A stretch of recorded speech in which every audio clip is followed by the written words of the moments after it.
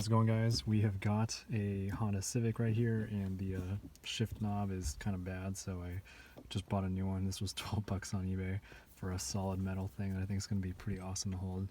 But yeah, it's super easy to replace these things. You literally just grab it and you twist it, and you keep twisting it until it comes all the way off. And you're going to note that there's some threads on this thing. Sometimes there might be like a little Allen key hidden away that you need to loosen and before you can begin to twist the entire shift knob. And so in those cases you might see like a little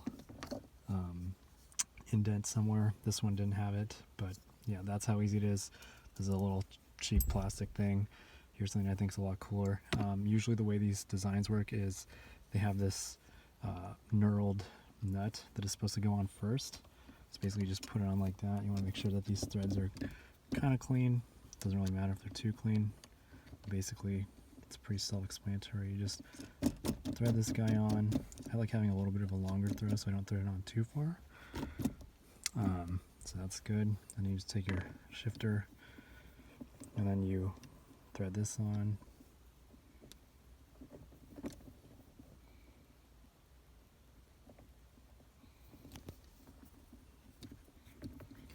You got it. Just like that. Let's try to get the numbers straight. And then basically what you're going to do is you're going to back this off. And then you hold the top part of it. I can't do this with one hand, but in this case it's a 14 mil. So you hold that and then you will rotate this guy. You're basically backing it into, you're backing the knurled nut into this thing which holds it in place. But now you've literally just upgraded a shifter in less than 2 minutes.